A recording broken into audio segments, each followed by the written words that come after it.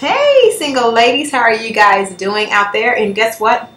I've got some music for us today. Let's play it.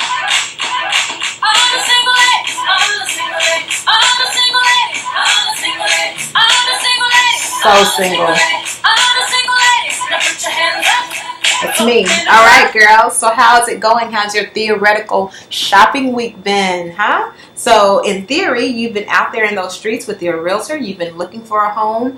You have hit those streets and you've got a great search set up so that anytime a really good property comes on the market, you get alerted right away. And in theory, to move to the next step, we're going to say that, hey, you found a home and made an offer on it. And if you're working with a good realtor, that means you have made an offer to the seller with your pre-approval letter.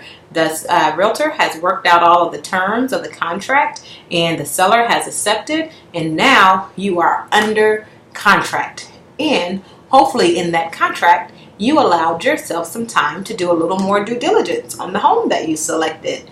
And, you know, a lot of people call it an inspection period in Tulsa. I'm sorry, my hometown is Tulsa. In Texas, we have an option period, which is really a true option period. But that's the time to have all of your formal inspections done.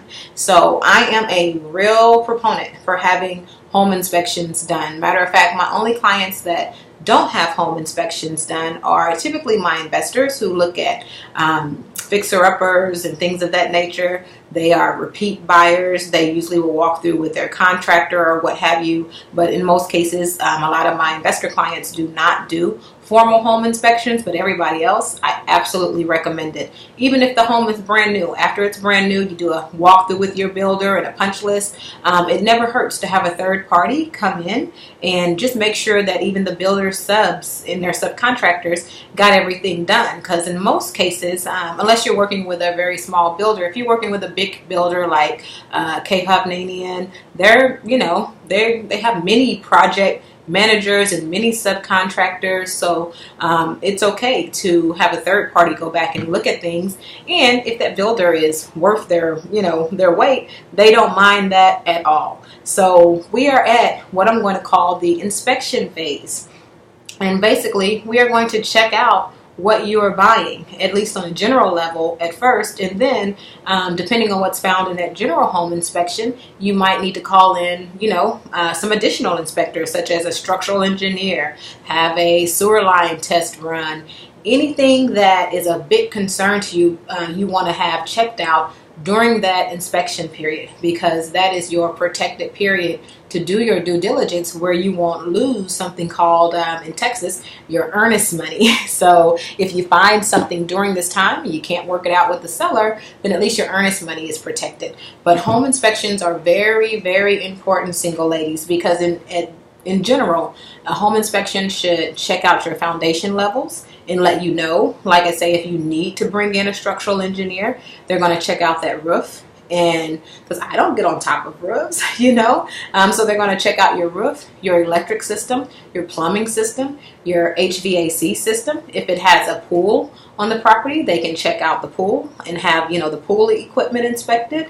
If you have sprinkler systems, you'll want to get those checked out. A general home inspection is invaluable to you, just to make sure you know what you're getting into. And most contracts, like I say, during this period, you can try to work out some repairs or what have you with the seller, but the main thing is to let you know what you're buying and what you're getting into. So never pass up on that general home inspection during that protected period. You want to know things up front, because small issues can turn into big money problems later on down the road.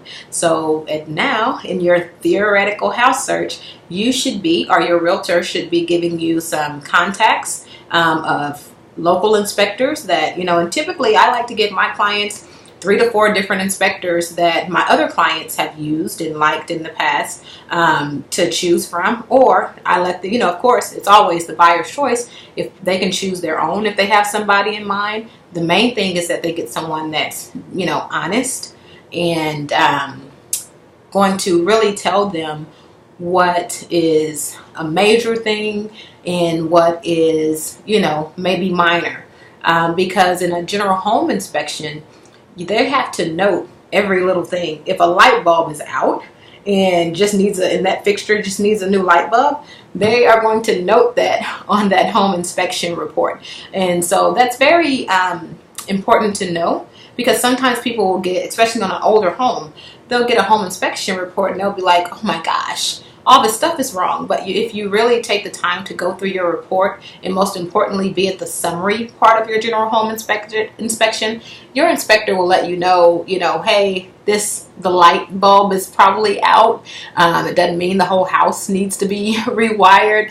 Or they'll let you know, hey, a lot of your outlets and electric fixtures are not working correctly. It's tripping your breaker. You might need to have an electrician come out here and do some further investigating. So it's really good to be at that summary, because you can get questions answered and find out what is major and minor, because there are major issues and then there are minor issues. And even with new construction, my clients that buy new homes, we still have a home inspection done, especially if you're building with a big builder. Those builders have a lot of project managers, a lot of subs. So, most of them, I don't know a builder who doesn't. You get to do a final walkthrough and a punch list, but for the things that you can't see with your naked eye, you still need a general home inspector or a third party to come in there and inspect those things. And I have had issues on new construction. Thank God none of them were huge, but stuff that we wouldn't have caught with the naked eye.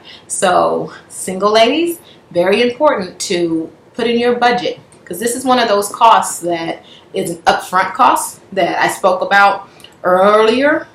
Whenever you get to the offer stage, you have your earnest money, which is kind of like an earnest deposit on the home that sits at the escrow office or the title company. And you also have to have money for your option period. Here in Texas, that's what our inspection, our due diligence period is. It's a true option period. So you have to have, some money for that. And you definitely need some money set aside for inspections. I recommend anywhere from $500 to $1,000 to be set aside. You may not have to use it all. Most general home inspections are under $400 depending on the size of the house. But if that general home inspection reveals something that we need to bring in some more experts on, a HVAC technician or a structural engineer, that's going to cost additional money. So I recommend to set aside at minimum $500 to $1,000 that you will need for your inspections. So don't skip out on those inspections, single ladies.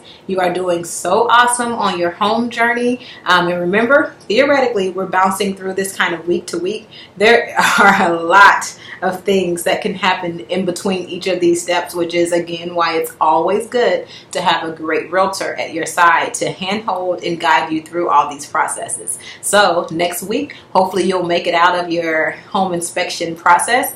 And because we're doing this in theory, we're going to make it out of it. So I'll see you guys next week. Keep it up. And remember, if you need me, I'm easy to get a hold of. Or if you have questions, call, click, email, comment, whatever you want to do, single lady, and let's talk, because that's what my job is, to kind of guide you through these steps. So until next time, which will be next week, have fun out there and inspect those homes. All right?